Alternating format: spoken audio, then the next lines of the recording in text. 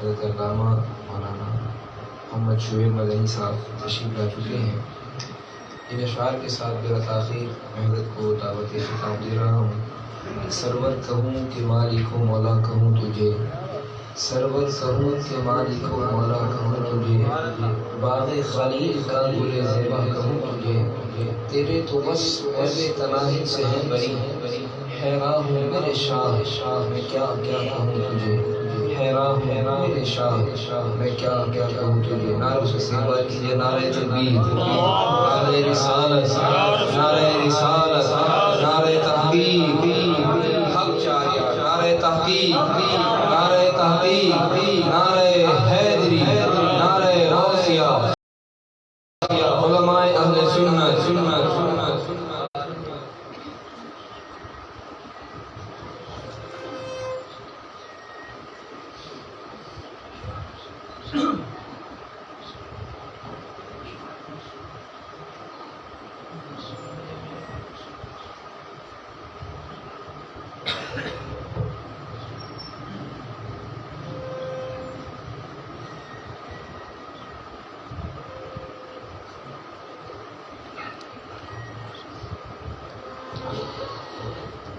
الحمد لله رب العالمين، والصلاة والسلام على سيد المرسلين، أما بعد، فأعوذ بالله من الشيطان الرجيم، بسم الله الرحمن الرحيم، الصلاة والسلام عليك يا رسول الله، وعلى آلك وأصحابك يا حبيب الله، الصلاة والسلام عليك يا نبي الله، وعلى آلك وأصحابك يا نور الله۔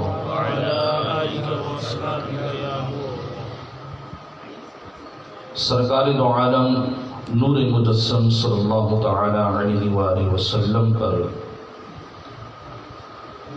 درود پاک پڑھنے کے بے حد فضائل احادیث طیبہ میں موجود ہیں۔ چنانچہ رحمت عالم نور مجسم صلی اللہ تعالی علیہ وآلہ وسلم کا ارشاد ہے، جو شخص مجھ پر صبح و شام 10 مرتبہ درود پاک پڑھے گا، کل بروز قیامت، ایک حدیث میں یوں آیا کہ کل بروز قیامت اس کو میری شفاعت ملے گی، اور دوسری حدیث شریف کے جو الفاظ ہیں وہ یہ ہیں کہ میری شفاعت اس کو پہنچ کر رہے گی۔ آپ اس کو یوں سمجھیے کہ جس کو پیاس کی شدت ہو اور وہ پانی کو تلاش کر رہا ہو، پانی کو ڈھونڈ رہا ہو، اور اس کی کیفیت یہ ہو کہ اگر اس کو پانی میسر نہ آئے تو اس کی موت واقع ہو جائے، اور اتنے میں اس کو کوئی شخص پانی کا پیالہ پیش کر دے، پانی کا پیالہ اس کو پہنچ جائے۔ ایک اس کا عمل تھا تلاش کرنا، ڈھونڈنا، ڈھونڈنے والا کوشش کے دائرے کے اندر ہے، وہ کوشش کر رہا ہے، لیکن پہنچنا ایک الگ چیز ہے، اس کی حیثیت الگ ہے۔ تو درود پاک پڑھنے والے کی جو کیفیت ہے، اللہ تبارک و تعالیٰ نے اس کو یہ مقام اور مرتبہ دیا ہے کہ جو شخص سرکار دو عالم صلی اللہ تعالی علیہ وسلم پر درود پاک پڑھتا ہوگا اس کو حضور کی شفاعت پہنچ کر رہے گی۔ جبکہ قیامت کا عالم یہ ہے کہ قیامت کے اندر ہر شخص یہ چاہتا ہے کہ مجھے حضور کی شفاعت مل جائے، سرکار میری شفاعت فرمائے، لیکن درود پاک پڑھنے والے کا مقام یہ ہے کہ جو حضور پر درود پڑھتا ہے حضور کی شفاعت اس کو پہنچ کر رہے گی۔ اب انبیاء ہے، شفاعت کبریٰ کا باب ہے، پورا ایک باب ہے شفاعت کبریٰ، اور شفاعت کبریٰ کیا ہے؟ اذهبوا الی غیری، جس نبی کے پاس جا رہے ہیں اذهبوا الی غیری، اذهبوا الی غیری، اذهبوا الی غیری، اور بالآخر کیا ہوتا ہے؟ حضرت عیسیٰ فرماتے ہیں جاؤ سرکار دو عالم صلی اللہ تعالی علیہ وسلم کی بارگاہ میں۔ وہ شفاعت کبریٰ ہے۔ اور یہ بات ذہن نشین رکھیے گا، جو ہم یہ کہتے ہیں کہ غوث پاک شفاعت فرمائیں گے، خواجہ صاحب شفاعت فرمائیں گے، مسجد کے امام صاحب شفاعت فرمائیں گے، حافظ شفاعت کرے گا، عالم شفاعت کرے گا، یہ جتنی بھی شفاعتیں ہیں برحق ہیں، اہل سنت کے نزدیک برحق ہیں۔ اللہ تبارک و تعالیٰ نے ان کو یہ مقام اور مرتبہ دیا ہے، لیکن یہ جتنی بھی شفاعتیں ہیں سب کی سب شفاعتیں حضور کے وسیلے سے ہیں۔ سرکار ہی حضرت غوث پاک رضی اللہ تعالیٰ کو شفاعت کرنے کا حکم فرمائیں گے۔ جس کو حضور علیہ السلام شفاعت کرنے کا حکم فرمائیں گے وہ شفاعت کرتا چلا جائے گا۔ تو ہم حضور علیہ السلام پر درود پاک کی کثرت کریں، کیوں نہ کریں؟ اعلیٰ حضرت امام اہل سنت کیا ارشاد فرماتے ہیں، جو نہ بھولا ہم غریبوں کو رضا، جو نہ بھولا ہم غریبوں کو رضا، یاد اس کی اپنی عادت کیجئے۔ اور ایک مقام پر ارشاد فرماتے ہیں قیامت جو ہے نا، قیامت میں آج ماں اپنے بیٹے سے بڑی محبت کرتی ہے، پیار کرتی ہے، باپ اپنے بیٹے سے بہت محبت کرتا ہے، پیار کرتا ہے، لیکن قیامت میں معاملہ اس کے برعکس ہوگا۔ باپ جب اپنے بیٹے کو دیکھے گا تو بیٹے کو دیکھتے ہی اپنے راہ پلٹ لے گا، اپنے بیٹے کے قریب نہیں جائے گا۔ اور اگر بیٹا اپنے باپ کو دیکھ لے اور باپ کو آ کر کہے کہ آپ تو دنیا میں میرے باپ تھے، آپ نے مجھے پالا پوسا بڑا کیا، مجھ پر بڑی محنتیں کی، دنیا کے اندر آپ میرے معاملات کو حل کیا کرتے تھے، اب قیامت ہے، نیکیوں کی حاجت پڑ گئی ہے، ایک نیکی چاہیے، تو باپ اس وقت کہے گا جا اپنا کام کر، میں تجھے بتاتا ہوں میں نے تجھ پر دنیا کے اندر کتنے احسان کیے، آج تم مجھ پر احسان کر، اپنی ایک نیکی مجھے دے دے۔ تو اعلیٰ حضرت اسی نقشے کو کھینچتے ہوئے فرماتے ہیں باپ جہاں بیٹے سے بھاگے، باپ اپنے بیٹے کو دیکھ کر بھاگ رہا ہوگا، اس کے قریب نہیں آ رہا ہوگا، لیکن لطف وہاں فرماتے یہ ہے۔ اور پھر فرماتے ماں جب اکلوتے کو چھوڑے، ماں نے قیامت کے دن چھوڑ دیا، آج تو بیٹا جتنا نافرمان ہے، مصیبت میں ڈالنے والا ہے، پریشان کرنے والا ہے، پھر بھی ماں اپنے دامن میں چھپاتی ہے، اس کے عیبوں کو چھپاتی ہے، لیکن قیامت کا معاملہ کیا ہے؟ ماں جب اکلوتے کو چھوڑے، بھائی نہیں دیکھنا اس کی طرف، پلٹنا نہیں ہے اس کی طرف۔ اعلیٰ حضرت امام اہل سنت فرماتے ہیں ماں جب اکلوتے کو چھوڑے آ کہہ کے بلاتے ہیں۔ تو جو نبی دنیا میں بھی ہمارا خیال رکھے اور آخرت میں بھی ہمارا خیال رکھے گا تو ہمیں چاہیے کہ ہم اس نبی پر کثرت سے درود پاک پڑھا کریں۔ حصول برکت کے لیے ایک مرتبہ درود پاک پڑھ لیجیے۔ اللہم صلی علی سیدنا و مولانا محمد صاحب الجود والکرم وعلی آلہ وبارک وسلم، صلوا علیہ، صلاۃ و سلام علیک یا سیدی یا رسول اللہ۔ حضور سیدنا غوث پاک رضی اللہ تعالی عنہ، آپ کے والد محترم کا نام کس کس کو معلوم ہے؟ صرف ایک ہاتھ اٹھ رہا ہے، امام جو علماء ہیں شاید ان کو تو معلوم ہوگا، چند اور بھی ہاتھ اٹھ گئے۔ ہمیں ایکٹروں کے تو نام یاد ہوتے ہیں، فلم اسٹاروں کے نام یاد ہوتے ہیں، لیکن افسوس کی بات یہ ہے کہ ہمیں اپنے بزرگوں کے نام یاد نہیں ہے۔ آج بچوں سے پوچھ لو کہ فلاں فلم اسٹار کا نام کیا ہے، فلاں فلم کس اسٹار نے بنائی ہے، اس کے نام بتائیں گے، اس میں کام کرنے والی لفنگیوں کے نام بتائیں گے۔ ہیروئن تو نہیں بول سکتا میں، ہیروئن تو ہے ہی نہیں، وہ لفنگی ہیں، اور لفنگی کا نام بتائیں گے جس لفنگے نے کام کیا ہے۔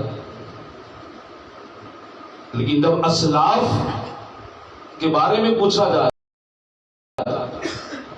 تو اسلاف کے بارے میں نہیں پتا ہوتا۔ حضرت بعض لوگ تو ایسے بھی ہیں جن کو غوث پاک کا نام نہیں معلوم، یہ معلوم ہے غوث پاک ہے لیکن آپ کا نام نامی اسم گرامی کیا ہے پتہ ہی نہیں ہے۔ حضور سیدنا غوث پاک رحمت اللہ علیہ کے والد محترم کا نام ہے ابو موسیٰ جنگی دوست۔ کیا نام ہے؟ دور سے بولیں، ابو موسیٰ جنگی دوست۔ جنگی دوست آپ کو کیوں کہتے ہیں؟ کہ آپ اکثر جہاد پر رہا کرتے تھے، اکثر جہاد کیا کرتے تھے، اور آپ کی کیفیت یہ تھی کہ آپ جہاد کرنے کے ساتھ ساتھ ساری رات اللہ تبارک و تعالیٰ کی عبادت کرتے اور دن میں روزہ رکھتے۔ یہ آپ کی کیفیت تھی۔ اور آپ کی والدہ محترمہ کا نام ہے ام الخیر فاطمہ۔ کیا نام ہے؟ اور آپ کے جو نانا جان ہیں ان کا نام ہے حضرت عبداللہ صومعی۔ کیا نام ہے؟ صومعی۔ آپ کو کیوں کہا جاتا ہے کہ آپ جب تک زندہ رہے کثرت سے روزے رکھتے تھے، کثرت سے روزے رکھتے تھے، تو اسی وجہ سے آپ صومعی کے نام سے مشہور ہوئے کہ کثرت سے روزے رکھنے والے۔ چونکہ غوث پاک رحمت اللہ علیہ کے والد محترم کا یہ معمول تھا کہ آپ جہاد پر رہا کرتے اور مختلف مقامات پر جایا کرتے، اس کی سیر کیا کرتے، اور دن میں روزہ ہوتا۔ ایک مرتبہ ایسا ہوا کہ آپ رحمت اللہ علیہ کئی دن کے بھوکے ہوئے، آپ کو کھانے کو کچھ میسر نہ آیا۔ آپ نہر کے کنارے جا رہے ہیں، نہر کے کنارے دیکھا کہ ایک سیب آ رہا ہے، اس سیب کو اٹھا کر آپ نے کھا لیا۔ کھانے کے بعد یہ احساس ہوا کہ یہ سیب میں نے مالک کی اجازت کے بغیر کھا لیا ہے، کہیں ایسا نہ ہو کہ قیامت کے دن اس سیب کا مالک مجھے پکڑے اور اس کا خمیادہ مجھے بھگتنا پڑے اور اس کا کفارہ مجھے دینا پڑے، تو دنیا ہی میں اس سے میں اپنا سیب معاف کروا دیتا ہوں۔ اب اس مالک کی تلاش میں آپ نکلے، دیکھا کہ ایک باغ سے ایک سیب کی شاخ جو ہے وہ نہر میں آ رہی ہے۔ آپ نے اندازہ لگا لیا کہ یہ سیب کسی باغ سے آیا ہے۔ آپ اس باغ میں گئے تو وہاں دیکھا کہ ایک شخص باغ کی رکھوالی کر رہا ہے۔ آپ نے جا کر پورا ماجرا عرض کیا۔ اس نے کہا صحیح ہے، معافی کی دو شرطیں ہیں۔ ایک شرط یہ ہے کہ تمہیں اس باغ کی اتنے عرصے تک رکھوالی کرنی ہوگی۔ جب تم اس عرصے کے اندر باغ کی رکھوالی مکمل کر لو گے تو اس کے بعد میں دوسری شرط بتاؤں گا۔ اب وہ عرصہ گزر گیا۔ عرصہ گزرنے کے بعد آپ باغ کے مالک کے پاس آئے اور آ کر آپ نے ارشاد فرمایا کہ میں نے باغ کی رکھوالی کرنی ہے، اب مجھے دوسری شرط بیان کریں۔ تو انہوں نے کہا کہ دوسری شرط یہ ہے کہ آپ کو میری بیٹی سے نکاح کرنا ہوگا۔ تو انہوں نے کہا کہ صحیح ہے، میں آپ کی بیٹی سے نکاح کرنے کے لیے تیار ہوں۔ کہا سن لو، میری بیٹی ٹانگ سے لنگڑی ہے، ہاتھ سے لولی ہے، زبان سے گونگی ہے، آنکھوں سے اندھی ہے۔ ان شرائط، ان باتوں کو مد نظر رکھتے ہوئے تم میری بیٹی سے شادی کرو۔ تو آپ نے فرمایا کہ ہاں میں اس شرط پر بھی، ان معاملات کو دیکھتے ہوئے بھی شادی کرنے کے لیے تیار ہوں۔ اب شادی ہو جاتی ہے۔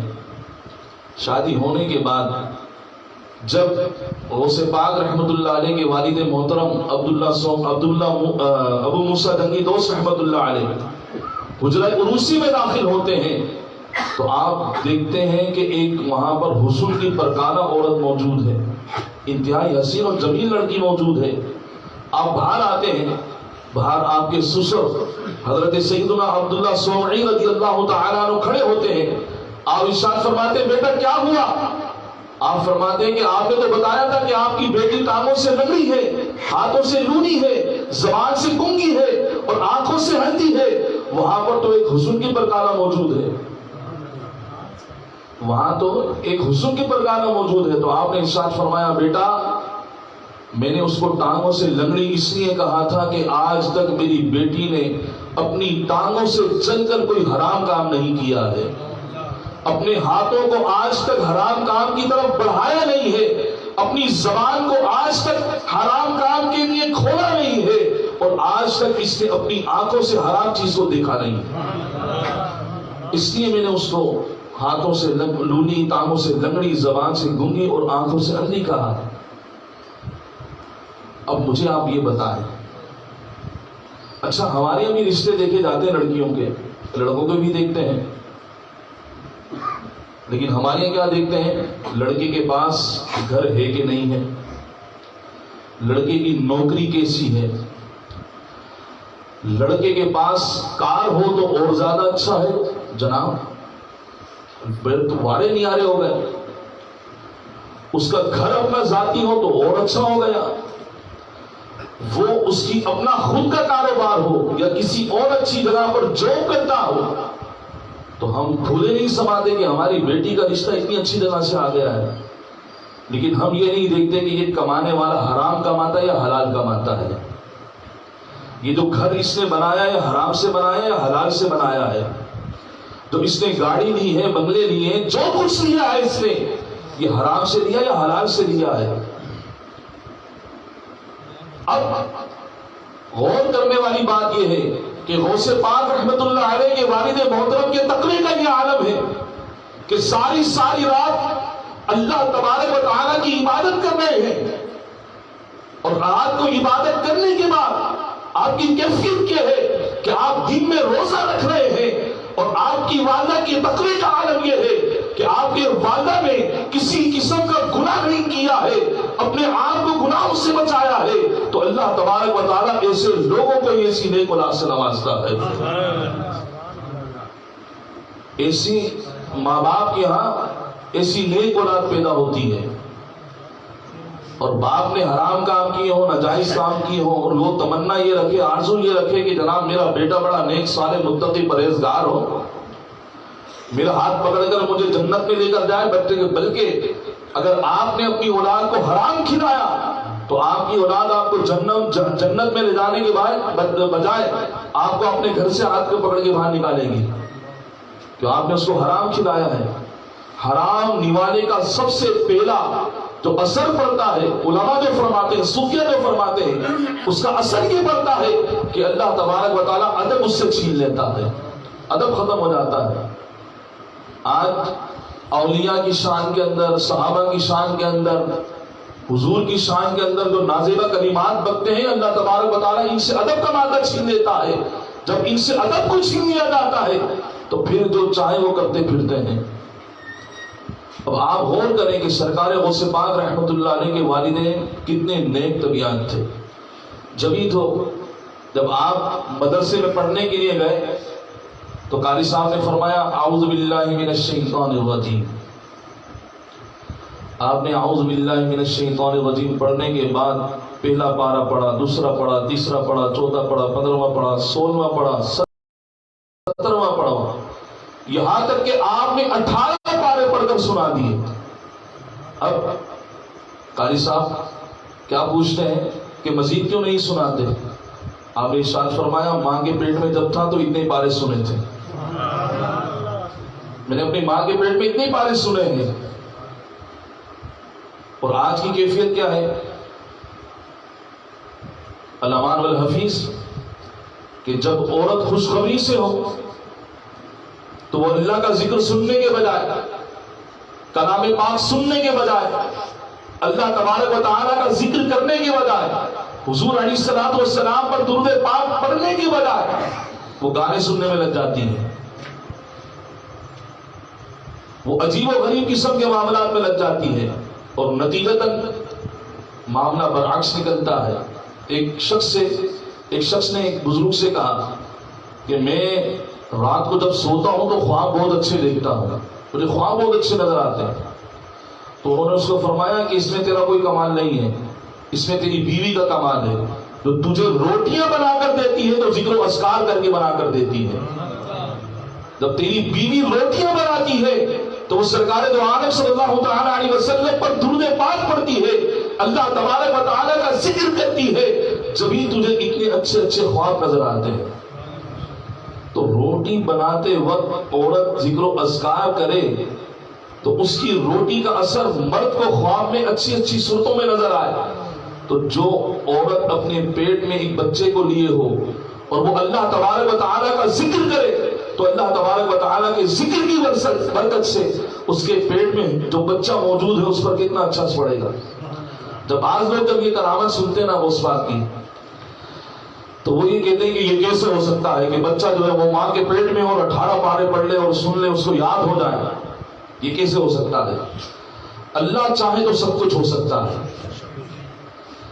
جو اللہ تبارک و تعالیٰ کے اولیاء کی کرامات کا انکار کرتے ہیں وہ در حقیقت اللہ تبارک و تعالیٰ کی